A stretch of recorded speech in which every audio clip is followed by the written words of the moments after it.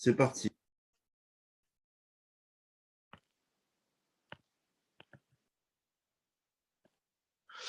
Eh bien, chers amis, nous vivons une époque absolument exceptionnelle, comme il n'y en a jamais eu d'autre dans toute l'histoire de l'humanité. Je précise, comme il n'y en a jamais eu d'autre dans toute l'histoire de l'humanité, parce que nous vivons actuellement véritablement à la veille des temps messianiques. Et nous pouvons sentir déjà dans notre vie personnelle un reflet, même plus qu'un reflet, une lumière, un dévoilement de ces temps messianiques. De la même façon qu'à la veille du Shabbat, c'est une coutume juive qui est mentionnée dans le Code de loi, dans le Shulchan Aruch, à savoir qu'il faut goûter un avant-goût du Shabbat en goûtant une bouchée de chaque plat qu'on mangera le Shabbat. Et bien de la même façon, à la veille des temps messianiques, Dieu fait goûter au peuple juif un avant-goût des temps messianiques en nous donnant une bouchée de chaque plat qu'on mangera Shabbat. C'est la raison pour laquelle c'est à notre époque, enfin il y a déjà quelques dizaines d'années, qu'on commençait à se dévoiler les secrets de la Torah. Les secrets de la Torah, c'était par la Chassidoute ou par d'autres Sfarim, comme celui Or HaChaim HaKadosh, qui était un contemporain du Baal Shem Tov. Tous les deux vivaient il y a un peu plus que quelques dizaines d'années, il y a déjà 3 siècles. Mais quand même, à l'échelle de l'histoire, nous sommes toujours, ça s'est passé toujours après l'an 5500, c'est-à-dire après le midi du vendredi du grand Shabbat cosmique, c'est-à-dire l'histoire universelle, puisque le temps maximum de l'histoire avant que le Messie ne se dévoile, c'est 6000 ans. Aujourd'hui, on s'approche de la fin, on est à la veille. On est ce qu'on appelle les talons du Mashiach, les talons du Messie. Et attention, on ne va pas encore attendre 220 ans, c'est trop. Et comme le Rabbi l'a dit, 6000 ans, c'est le maximum, c'est le temps de la résurrection des morts, etc. Mais la venue du Mashiach lui-même, celui qui reconstruit le temple de Jérusalem, qui ramène tous les Juifs du monde en Israël, après avoir diffusé la grandeur de Dieu dans le monde entier, et qui instaure la paix dans le monde, etc., eh bien, ça, c'est bien avant les 6000 ans, c'est-à-dire que c'est pour très, très bientôt. En tout cas, nous avons actuellement dans les parachiotes, puisque vivre avec son temps, c'est vivre avec la paracha de la semaine. Nous avons actuellement toute une série de parachiotes qui parlent du début des prémices de l'histoire juive, à savoir la naissance de nos ancêtres, les 3 prestigieux patriarches, les pères du peuple juif, Abraham, Yitzhak et Yaakov.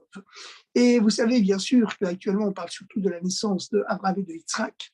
La paracha précédente était consacrée essentiellement à Abraham, et cette paracha-là, elle va être consacrée à la naissance de Yitzhak. En effet, Abraham, il a eu 2 fils. Il a eu un premier fils de sa concubine qui était Agar.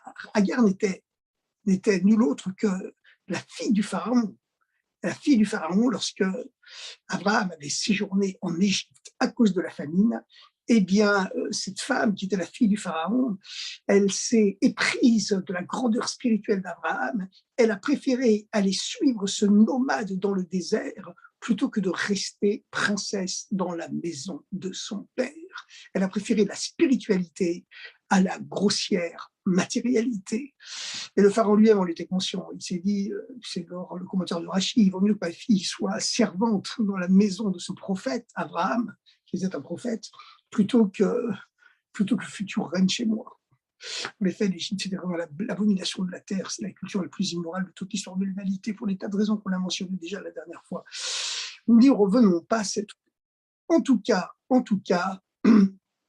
lorsque Abraham était déjà avancé en âge, que Sarah avait été stérile toute sa vie, et qu'en plus, vous savez qu'à l'époque, on croyait beaucoup au destin fixé par les étoiles.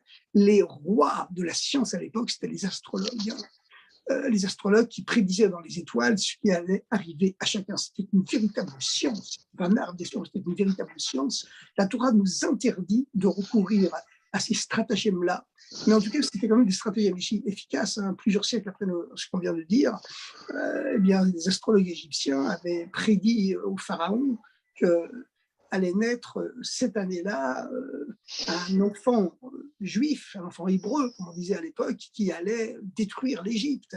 Et c'est la raison pour laquelle le pharaon avait ordonné de jeter tous les enfants nés, tous les garçons nés cette année-là, dans le Nil pendant une année entière. On jetait tous les bébés hébreux, garçons, mâles, dans le Nil. Pourquoi? Parce qu'ils avaient vu ensuite, en plus, ils mourraient précisément à cause de l'eau.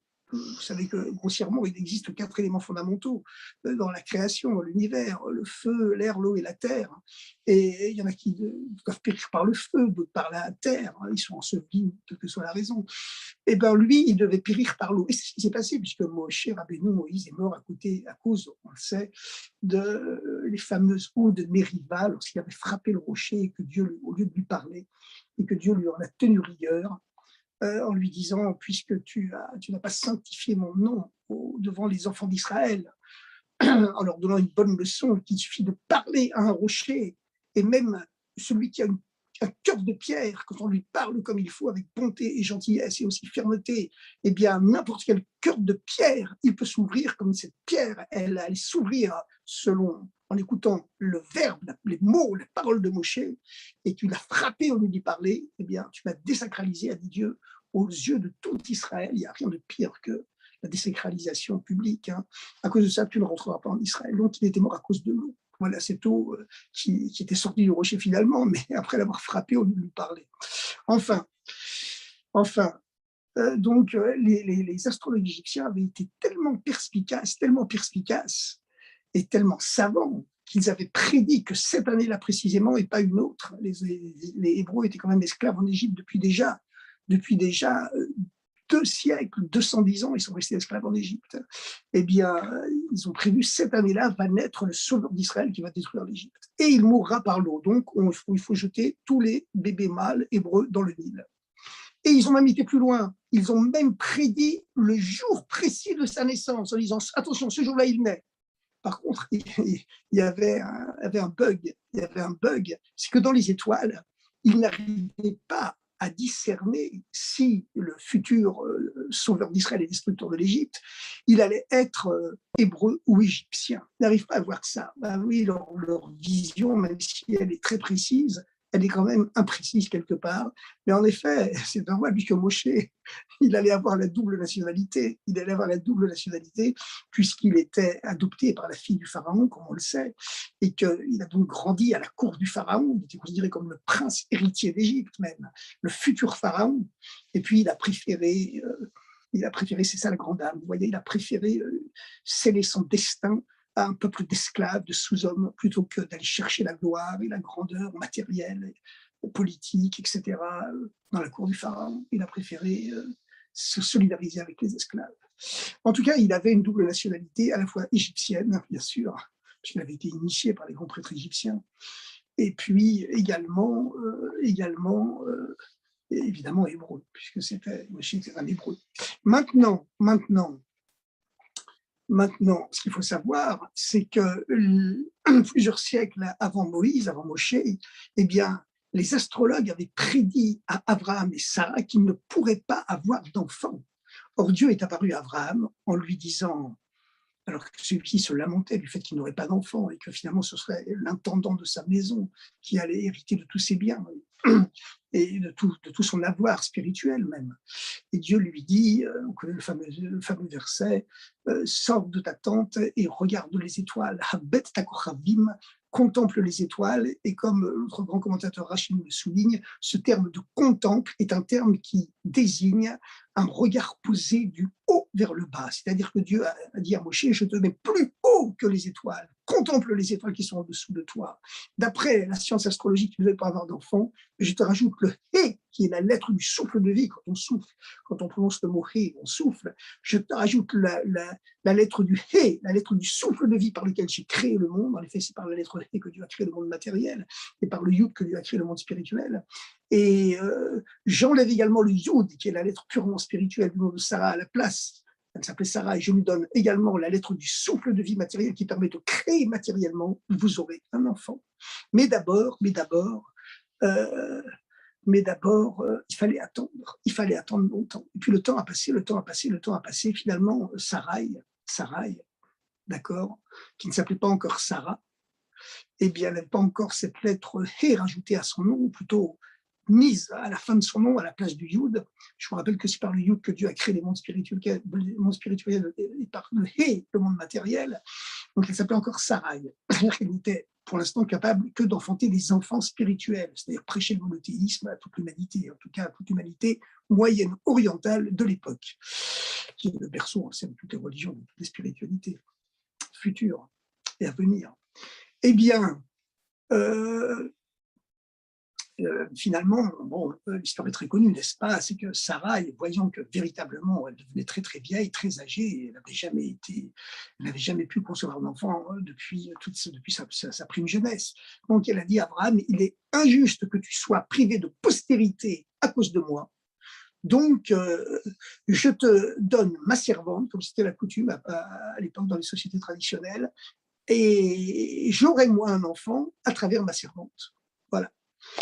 Et donc, Abraham a accepté. Alors, vous voyez quand même que Abraham, il aurait préféré n'avoir qu'une seule femme, hein, mais c'est elle, Sarah, qui lui a mis Agar dans les bras et qui l'a persuadé de le faire. Lui-même, Abraham n'avait jamais demandé à Sarah la permission de prendre une autre femme. Il avait trop de respect pour sa femme.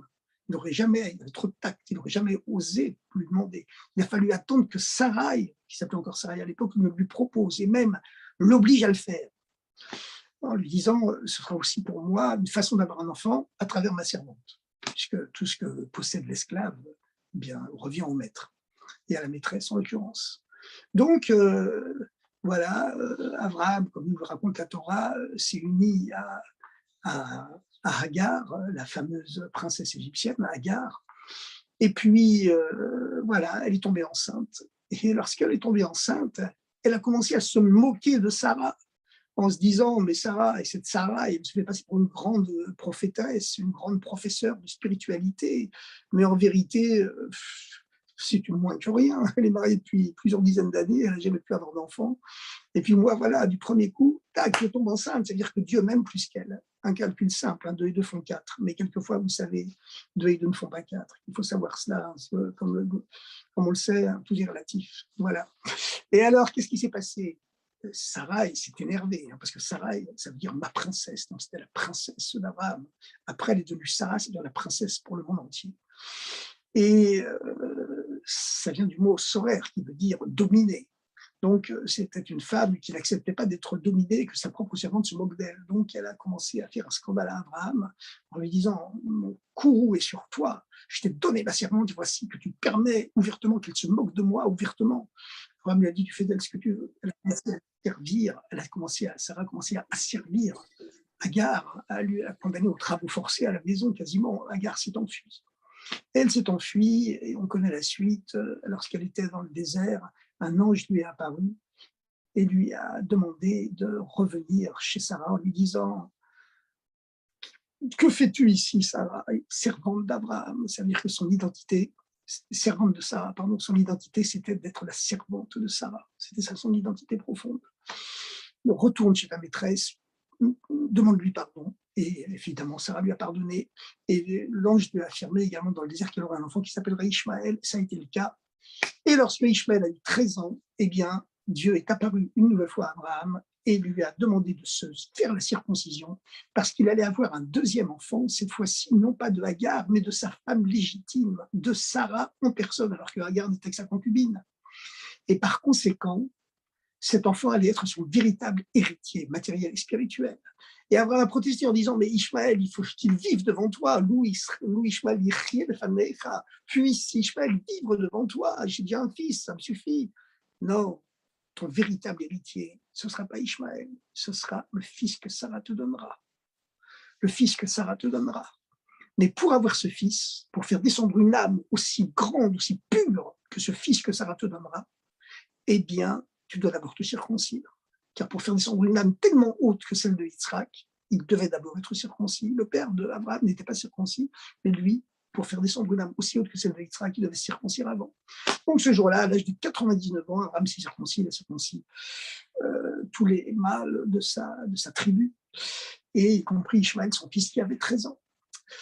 Et bon, voilà la merveilleuse histoire qui continue. C'est la paracha de cette semaine qui commence par le fait qu'Abraham, 3 jours après la circoncision, il souffre beaucoup, il souffre. Oui, c'est une opération chirurgicale avec très peu d'anesthésie à l'époque, hein. Il n'y avait pas les moyens anesthésiques qui existent aujourd'hui, donc il souffre. Et alors Dieu, pour ne pas déranger Abraham, qu'il n'y ait pas de passants inopportuns qui viennent le déranger, Dieu amène un charab, comme on dit aujourd'hui, une canicule terrible, surtout au Moyen-Orient, et il fait une telle chaleur que plus personne n'ose sortir de sa tente, n'ose circuler dans les rues, ni même dans les dunes du désert. Mais c'est compté sans la bonté d'Abraham, cette bonté profonde d'Abraham qui se met à souffrir encore plus de ne pas avoir un invité que, que d'avoir mal à cause de la circoncision. Cette douleur spirituelle, morale qu'il a de ne pas pouvoir avoir d'invité chez lui, elle est pire que la douleur physique de la circoncision 3 jours après, alors que c'est le jour où on souffre le plus. Donc Dieu fait baisser l'intensité de la chaleur et 3 hommes apparaissent sur une dune. Et évidemment, Abraham, qui reçoit à ce moment-là une apparition divine, Dieu est en train d'apparaître à Abraham, Dieu accomplit la mitzvah de Bikur Cholim, de visite aux malades. Il vient visiter Abraham et Abraham est en pleine contemplation de la grandeur divine. Et puis soudain, il voit 3 hommes physiques devant lui, à quelques dizaines de mètres dans les dunes du désert. Et tout de suite, il dit à Dieu, excuse-moi, mais je dois recevoir des invités. Et de là, on sait que recevoir des invités humains, c'est plus important que de recevoir la présence divine. On le sait de Abraham, donc, qui a délaissé l'apparition, la contemplation de Dieu, qui lui était apparu, le nom de la paracha de la semaine. Vaïra Hashem elav be'elon Mamré, Dieu lui est apparu dans les plaines de Mamré. Et lui est assis à la porte de sa tente dans la chaleur du jour. Et voici 3 hommes se présentent. Et ces 3 hommes, on le sait, c'était 3 anges qui avaient figure humaine. C'était l'ange de la guérison qui était venu pour le guérir de sa circoncision, à savoir l'ange Raphaël. Il était venu pour une double mission aussi, hein. C'est l'ange du salut, il était venu pour guérir Abraham, mais aussi pour sauver Lot, le neveu d'Abraham, de la destruction de Sodome et Gomorre. Il y avait l'ange Michaël qui était venu pour annoncer la naissance de Yitzhak. Et il y avait l'ange Gabriel, l'ange du feu, qui était envoyé en mission pour détruire Sodome et Gomorre. Bon, donc l'ange Michaël prévient Abraham et lui dit je reviendrai l'an prochain à cette date-là, lorsque le soleil sera revenu au même endroit, et Sarah aura un fils. Et alors Sarah était très âgée, elle avait 89 ans, et même Abraham avait vieilli, il avait 99 ans. Et donc Dieu avait déjà annoncé une fois à Abraham qu'il aurait un fils âgé, très âgé. Il avait dit ça à la veille de sa circoncision, même s'il était âgé. Abraham avait cru, il avait ri, mais il avait cru. Sarah, elle a ri, mais elle n'arrivait pas à y croire. Et l'ange demande, mais pourquoi Sarah a-t-elle ri? Abraham se retourne vers Sarah. Alors, c'est la scène de ménage. Pourquoi tu ris? Non, je n'ai pas ri. Si tu as ri. Bon, l'ange continue, l'ange Michaël, qui est l'ange protecteur du peuple juif. Aïpale Lachem Davar, est-ce qu'il y a une chose impossible à Dieu? La Moed Ashuvka et Trabia. Je reviendrai te voir à la même époque où Sarah ben, et Sarah aura un fils. Et alors se produit le miracle de la naissance du peuple juif, à savoir que Sarah, brusquement, Dieu a changé son nom, elle ne s'appelait plus Sarah, elle s'appelle maintenant Sarah. Abraham, Dieu a incarné dans son nom, inséré dans son nom le Hé également du souffle de vie. Il ne s'appelait plus Abraham, il s'appelle Abraham, et les deux âges avancés conçoivent un fils. Alors qu'Abraham n'était même plus lui-même physiquement capable de concevoir un enfant, comme Sarah, elle avait dit non seulement je suis vieille, parce que là, mais même mon mari, il est vieux. Bon, enfin, voilà. Maintenant, lorsque les enfants grandissent, voilà, Ishmaël se trouve avec un petit frère. C'est un petit frère du même père, pas de la même mère, mais quand même du même père. Et les enfants vont commencer à se disputer. Vous savez, les enfants, c'est comme ça, même avec 13 ans de différence, on se dispute. Et Abraham, il n'arrête pas d'essayer de faire la paix entre eux. Et Sarah regarde tout ça d'un mauvais œil. En tout cas, ils se disputent et Ishmaël dit, moi j'ai plus de mérite que toi, parce que moi on m'a fait la circoncision à 13 ans. J'ai souffert pour cela et je l'ai fait en pleine conscience. Et Yitzhak lui répond, ben moi, j'ai plus de mérite que toi parce qu'on m'a fait la circoncision à 8 jours, on m'a rien demandé, et donc ça veut dire que je suis plus haut que toi sans qu'on ne me demande rien. En vérité, il y a quelque chose de très très profond dans cette querelle entre les deux. Parce que, quelle est la différence entre l'âge de 13 ans et l'âge de 8 jours? Eh bien, la différence, une des différences, et la principale évidemment, c'est que 13 ans, symboliquement, dans toutes les sociétés traditionnelles, c'est l'âge où on quitte l'enfance pour accéder à la majorité religieuse. On quitte l'âge de l'enfance pour rentrer, au moins symboliquement, dans l'âge de la rationalité, de la logique. Et la circoncision, c'est l'entrée dans l'alliance d'Abraham. La circoncision, c'est le Brit Mila, c'est l'alliance de la Mila. Ça veut dire que son entrée dans l'alliance avec Dieu, elle se passe à 13 ans parce qu'elle est basée uniquement sur la rationalité, sur l'intelligence et sur la logique. Voilà. Il se veut le Descartes du Moyen-Orient, avec quelques milliers d'années d'avance. Par contre, Yitzhak, on lui a fait la circoncision lorsqu'il a 8 jours, c'est un bébé, évidemment, le bébé, il n'a aucune conscience logique ni rationnelle. Mais plus que c'est que les chiffres, vous savez, les chiffres sont spirituellement signifiants.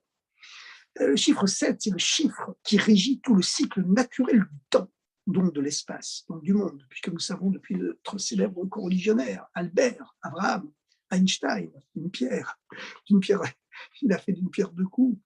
Il a montré que le temps et l'espace sont liés. Voilà. Donc, on sait que le chiffre 7, c'est ce qui régit tout le cycle du temps, puisque c'est le 7e jour. Mais puisque le temps et l'espace sont liés, eh bien forcément, le chiffre 7, c'est ce qui régit aussi tout le cycle de l'espace, donc le cycle naturel du monde, mais qui n'est que naturel. La loi de la relativité, c'est une loi naturelle créée par Dieu, comme la loi de la gravitation. Par contre, le chiffre 8, c'est le chiffre qui fait allusion, qui exprime non plus le naturel, mais le surnaturel.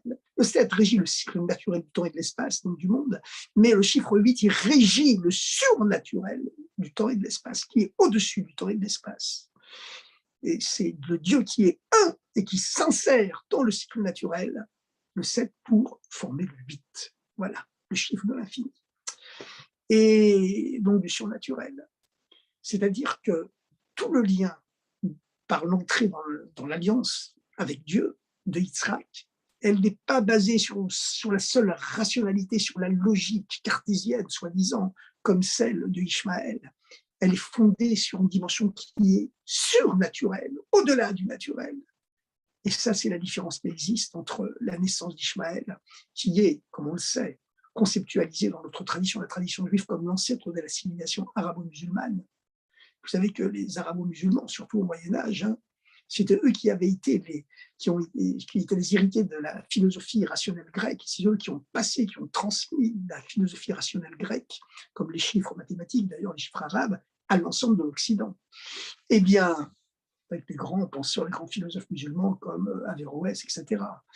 Eh bien, toute leur relation avec Dieu, elle est basée sur la rationalité et la logique. Tandis que Yitzhak, lui, son entrée dans l'alliance, elle est justement celle de la circoncision à 8 jours, à un âge où l'enfant n'a pas du tout de logique, et même plus que ça, le chiffre 8, on va plus circoncire à 7 jours, mais non, c'est le 8, c'est-à-dire le chiffre qui est au-delà de la logique, c'est-à-dire que son lien avec Dieu, il transcende toute logique, il est au-delà de la nature et de la logique, il est plus haut que la rationalité. Et on le voit aussi dans la naissance de Ishmaël et de Yitzhak. Lorsqu'Ishmaël est né, sa mère était toute jeune femme et Abraham était encore jeune, capable biologiquement d'avoir des enfants. Mais 13 ans plus tard, Abraham avait vieilli, comme l'a dit Sarah, lorsqu'elle a entendu l'ange annoncer qu'elle aurait un enfant. Elle a dit, mais moi je suis vieille, mon cycle de femme est terminé depuis longtemps. Et c'est la Torah qui le dit, Chadaliot le Sarah, Orach Kanashim, le cycle de femme de Sarah s'était terminé depuis longtemps. Elle a dit, comment je pourrais avoir un enfant? Et puis en plus, mon mari est vieux. Biologiquement, Abraham aussi avait vieilli depuis la naissance d'Ishmaël. Il n'était plus capable physiquement de concevoir un enfant. C'est-à-dire que Yitzhak est né d'un miracle. Il est né d'un miracle.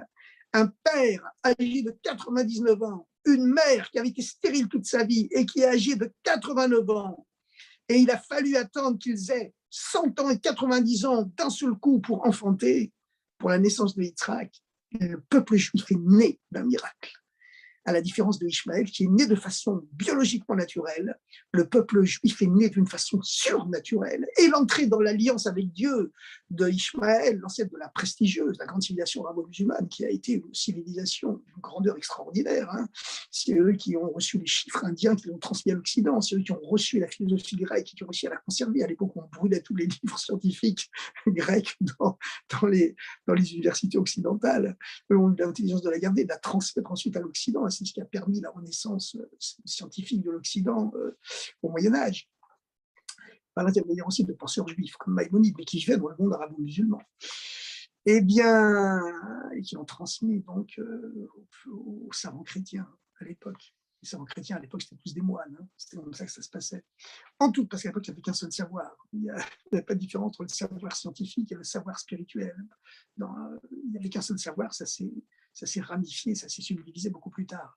En tout cas, il faut savoir une chose, c'est que le proverbe dit « comme on s'installe pour voyager, comme ça on voyage ». C'est un proverbe yiddish. Je peux vous dire en yiddish « Azem stellt sich avec zu fuhren », comme on s'installe pour voyager, « Azoi furt même », comme ça on voyage.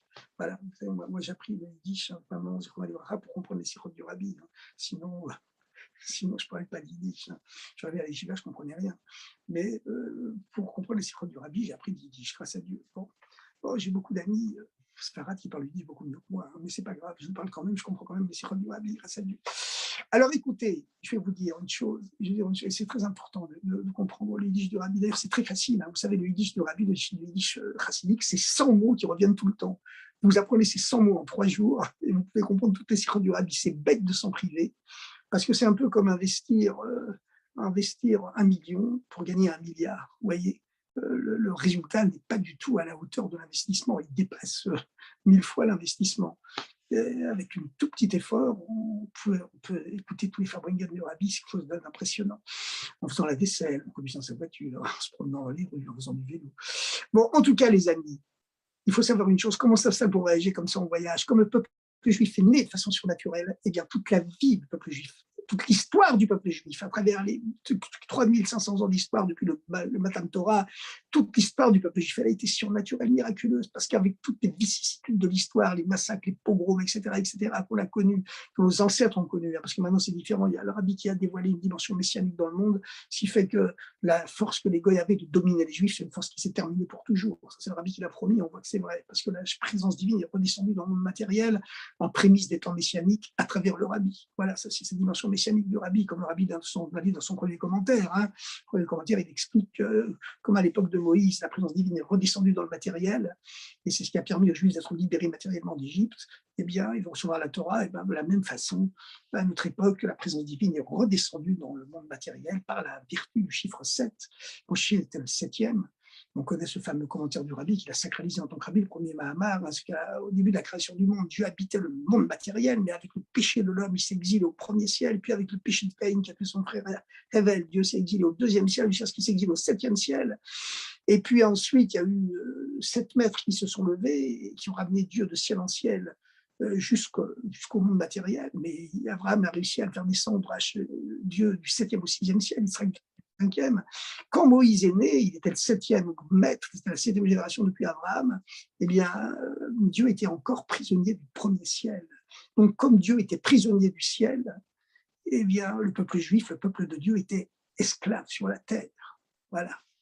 Mais lorsque Moïse est né, comme il était le 7e, et tous les 7e sont bénis, ils sont élus, comme le Shabbat est élu par rapport aux 6 jours précédents, eh bien Moïse a réussi ce que personne n'avait pu réussir avant lui. Il a fait descendre Dieu dans le monde matériel. Et le peuple de Dieu, à partir du moment où Dieu était redescendu dans le monde matériel, il a été libéré matériellement, physiquement, politiquement, géopolitiquement et géostratégiquement, comme si je voulais qu'on le dise, et il a pu sortir de ce camp de concentration gigantesque qu'était l'Égypte et reconquérir sa terre en Eretz Israël. Et le rabbi, lorsqu'il dit rabbi, il dit la même chose, comme nous, on est la 7e génération depuis le début de Chassidut Chabad, depuis le premier rabbi de Lubavitch, le Admour HaZaken, le Baal HaTanya, le Shulchan Aruch. et bien le possèque dans la dimension cachée, la dimension dévoilée de la Torah, et bien à notre époque aussi, la présence de Dieu, comme on a dit, septième mot, redescend dans le monde matériel. Et dorénavant, l'époque où les Goïs pouvaient dominer les Juifs, c'est une époque terminée. Les Juifs cessent d'être asservis parce que Dieu est redescendu dans le matériel. Et on a vu ça, Dieu a rendu la terre d'Israël au peuple juif, Dieu a accompli des miracles incroyables pour protéger tous nos Chayalim, nos frères d'Eretz Israël, et tous les Juifs du monde d'ailleurs, tous les Juifs du monde. Grâce à Dieu, cette bracha, elle s'étend au monde entier. En premier, bien sûr, sur la terre d'Israël, c'est normal, car c'est de la terre d'Israël que la bénédiction se propage au monde entier, mais sur tous les Juifs du monde qui sont dorénavant bénis, parce que cette force de dominer les Juifs, elle a été retirée aux non-Juifs, depuis aux antisémites, depuis le jour où la présence de Dieu est redescendue dans le monde matériel. Et on voit que tous les Juifs du monde ont été libérés. Ça a pris 40 ans pour que le rideau de fer se volatilise littéralement, que ce communisme dictatorial et totalitaire implose de l'intérieur de façon complètement pacifique. C'est ça la dimension messianique, ce qu'il a implosé de façon pacifique, ce qui était absolument inouï à l'échelle de l'histoire. Ça ne s'est jamais passé comme ça. Bon, chers amis, il faudrait reprendre toutes les sirops du Rabbi, tous ces commentaires de l'époque pour reparler de ça. Mais en tout cas, il faut bien savoir une chose, c'est que la naissance d'Ishmaël, elle s'est passée de façon logique et naturelle, lorsqu'avec un père jeune et une mère très très jeune, son entrée dans l'alliance, c'est-à-dire son lien avec Dieu, il s'est basé uniquement sur la rationalité et la logique. Donc voilà, c'est la naissance de la philosophie, qui est une recherche de Dieu à travers la simple rationalité. Et puis, voilà. Et puis, par contre, la naissance de Yitzhak, elle est venue de façon complètement miraculeuse. Évidemment, Abraham avait dû faire l'effort de circoncire pour être capable de faire descendre une âme tellement pure que celle de Yitzhak. Ensuite, il est né de façon complètement miraculeuse. Son lien avec Dieu est également miraculeux, surnaturel. Il est à l'âge de 8 jours, le chiffre qui exprime le surnaturel par rapport au chiffre 7 qui ne fait que régir le cycle naturel du temps, donc aussi de l'espace, puisque les deux sont liés. Et toute l'histoire du peuple juif, elle a été complètement surnaturelle, complètement miraculeuse. Et d'ailleurs, on prête d'ailleurs à Napoléon cette discussion avec son fameux ministre Talleyrand. Et un jour, Napoléon demande à Talleyrand, « Dites-moi, Talleyrand, procurez-moi une preuve que Dieu existe. » Et Talleyrand répond candidement et spontanément, « Oui, sire, il y a une preuve. À quelle ? Les Juifs. » Les Juifs, l'existence du peuple juif, elle est miraculeuse. On raconte d'ailleurs que lors du siège de Akko, la forteresse de Singe Jean d'Acre, eh bien, c'était à l'époque de Tisha B'Av, et Napoléon a vu, qui commandait, à l'époque on l'appelait simplement le général Bonaparte, il a vu les Juifs qui récitent le Kinot, les lamentations de Tisha B'Av. Donc il a demandé à ses aides de camp, mais qu'est-ce qu'ils ont ces Juifs-là, marmonnés comme ça ? A dit, ils célèbrent, ils pleurent la destruction de leur temple, qui s'est produit il y a 2000 ans, enfin à l'époque, 1800 ans environ. Eh bien, on prête ce mot à Napoléon Bonaparte. Eh bien, dites-moi, un peuple qui pleure encore la destruction de son temple 1800 ans après, c'est sûr qu'un jour, ils vont le reconstruire. Alors voilà. Vous savez, moi, un jour, j'étais devant le Kotel, il y a quelques dizaines d'années de ça, puis je me disais, si le Rabbi venait, quelle serait sa réaction devant le Kotel? Qu'est-ce qu'il dirait, le Rabbi? Qu'est-ce qu'il exprimerait? Je me suis dit, la seule chose qu'il dirait, c'est bon, il se retournerait vers ses secrétaires, ses aides de camp, et il dirait bon, maintenant il faut le reconstruire. Voilà. Alors, chers amis, en attendant, on reconstruit tous le temple spirituel à l'intérieur de nous. Alors, il y a des gens, vous voyez, il y a un mensonge généralisé qui dit un enfant, quand il naît, il faut le laisser faire ce qu'il veut. Il choisira quand il sera grand, quand il aura 13 ans, quand il aura 18 ans, quand il aura la tête complètement bourrée de toutes les imbécilités, de ce olam sheker, de ce monde du mensonge qu'est le monde actuel. Vous savez, on dit que les quatre lettres du nom de Dieu s'expriment par 4 plans de conscience qui sont à l'origine de 4 mondes qui existent. Le premier monde qui correspond à la lettre la plus sacrée, le Yud du nom de Dieu, il n'y a que du bien. Le deuxième monde, il y a déjà un peu de mal, mais il est très minoritaire. Le troisième monde, le bien et le mal sont égalité, mais sont complètement séparés. Et le quatrième monde, c'est le nôtre, c'est le monde de l'exil de Dieu dans la matière, où le deuxième Hé du nom de Dieu se sépare des 3 premières lettres pour s'incarner dans le monde matériel, pour s'exiler à l'intérieur du monde matériel, de la matière pour lui donner la vie. Eh bien, dans ce monde, dans notre monde, le monde matériel, qui quand même est le plus important de tous, c'est là où tout se joue, eh bien, non seulement le mal est plus fort que le bien, mais en plus il est mélangé avec le bien. Alors là, c'est l'horreur avec la Torah qui peut nous dire ce qui est à droite, ce qui est à gauche, ce qui est bien et ce qui est mal. Alors, chers amis, aujourd'hui, le mensonge et l'obscurité du monde, elle s'amplifie chaque jour. Hein, et ça, c'est écrit dans le texte, à la veille du Mashiach, les ténèbres spirituelles vont s'amplifier. Et en même temps, la lumière spirituelle s'amplifie aussi. Et les choses vraiment deviennent opposées. Le mensonge, le monde mensonger. Alors, il s'exprime par cette folie qui fait dire à certains parents, non mais quand notre enfant aura 13 ans, en plus quand il aura 18 ans, 21 ans, ben, il choisira s'il veut s'il veut commencer à mettre les tefilines tous les jours, à la limite s'il veut circoncire ou non, ou au moins se circoncire spirituellement, c'est-à-dire respecter la Torah et les mitzvot, la circoncision spirituelle. Eh bien, c'est complètement ridicule, parce que conditionné comme il aura été par tout ce que les messages des médias qui lui envoient des messages de gay pride et d'horreur qu'on voit tous les jours dans tous les médias mondiaux, et avec le téléphone portable, il a accès à tous les sites scandaleux, qui est d'ailleurs condamné par la justice. Hein, dès l'âge de 10 ans, il a son portable à la main. Vous savez, le monde est ouvert. Comment vous voulez qu'ensuite il ait la force de choisir quoi que ce soit? Il est complètement conditionné. Il est complètement conditionné de l'intérieur. Et les chaînes de l'esclavage spirituel, elles sont pires encore que celles de l'esclavage matériel. Et il faut répondre à ces parents-là que non, nous, les Juifs, on n'est pas les héritiers de l'Ishmaël, avec un lien avec Dieu qui est basé sur la logique. Notre lien avec Dieu, il est au-dessus de toute logique. Comme Yitzhak, qui lui a fait la circoncision à 8 jours, le chiffre qui exprime le surnaturel. Et il est un membre du peuple juif, un fils du peuple juif, une fille du peuple juif, un peuple qui est né d'un miracle dont toute l'histoire a été miraculeuse. Nous sommes, grâce à Dieu, l'exception de l'histoire, la preuve de l'existence de Dieu dans ce monde. Alors, c'est la preuve qu'il existe une dimension surnaturelle qui défie toutes les lois de l'histoire dans ce monde, puisque tous les grands empires qui ont dominé le peuple juif, hein, ils ont tous disparu. Ils ont tous disparu. Moi, j'étais à Athènes une fois, il y a une quinzaine d'années, j'étais à Athènes. J'ai vu l'acropole de loin, je me suis dit, mais c'est terrible, hein. Ce n'est qu'une ruine, il ne reste que des ruines. Que les ruines pour les touristes. Dans le Kotel, vous allez me dire, c'est aussi une ruine quelque part, mais le Kotel, c'est vivant. On vient danser devant le Kotel, on vient prier devant le Kotel, on vient chercher l'inspiration divine devant le Kotel. On ne vient pas chercher l'inspiration devant les ruines de l'acropole. Enfin, chers amis, le peuple juif, il a été dominé par tous les grands peuples du monde, mais tous ces peuples ont disparu. Et nous, grâce à Dieu, on sait qu'on est le peuple éternel. Pourquoi? Parce qu'on véhicule l'image de l'éternité divine dans le monde. Alors maintenant, aujourd'hui, Ishmaël, hein, évidemment, Ishmaël, c'est l'ancêtre symbolique de la civilisation arabo-musulmane, pas l'ancêtre physiologique. Hein. Physiquement, les arabo-musulmans d'aujourd'hui, cette grande civilisation qui va des rives de l'océan Atlantique jusqu'à la mer de Chine, hein, l'Indonésie, en Extrême-Orient, c'est le peuple, l'État musulman le plus peuplé du monde, avec environ 250 millions d'habitants. Beaucoup plus que l'Iran, l'Algérie, la Tunisie ou le Maroc. Mais, malgré tout, il faut savoir une chose, c'est que l'islam a un problème. L'islam a un problème, pas seulement parce que vis-à-vis de leur héritage juif, dans leur spiritualité, ils sont un peu restés au niveau où l'Occident chrétien était au XVIe siècle. Voilà.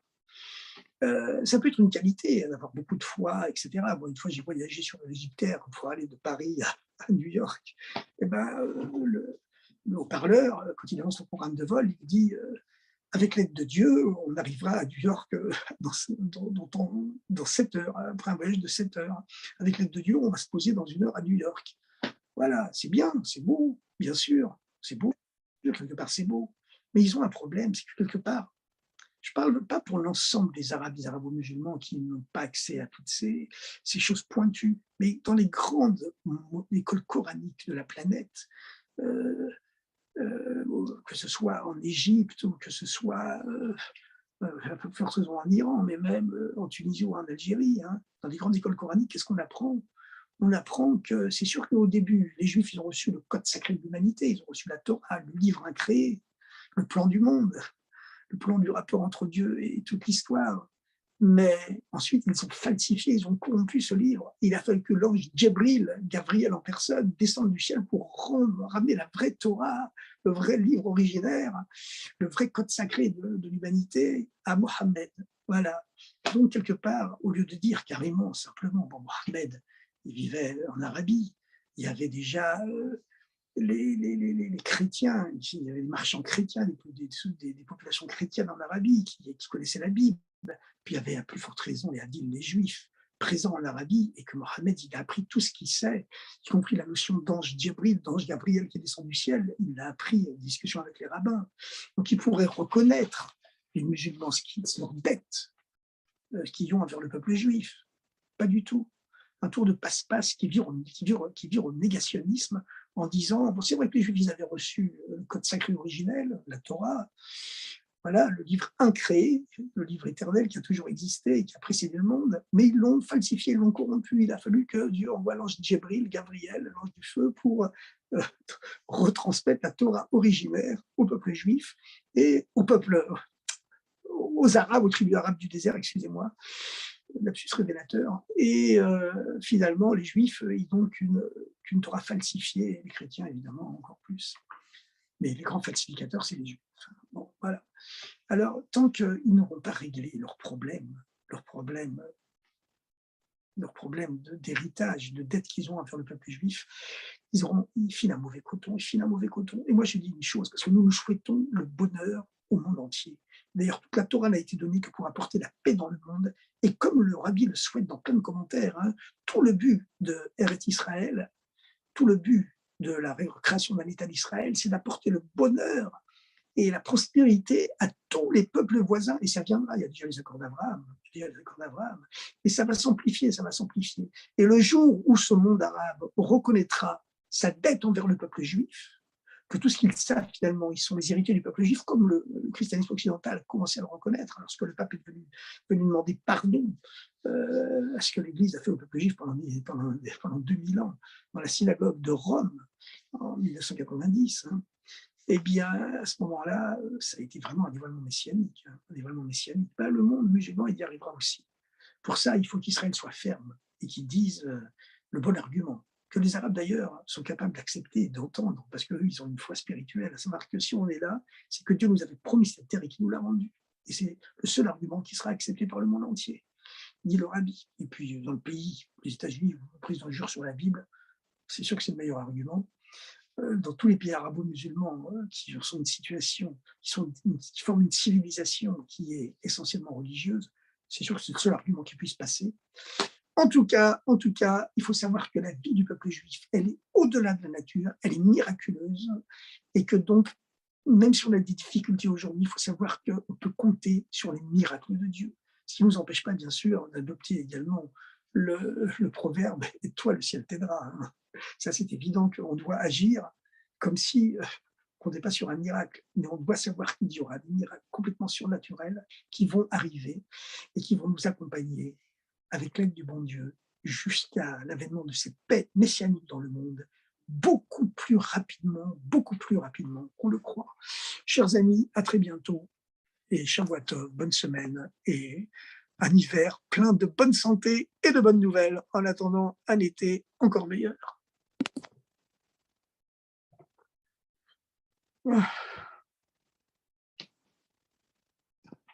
Voilà. Hop là.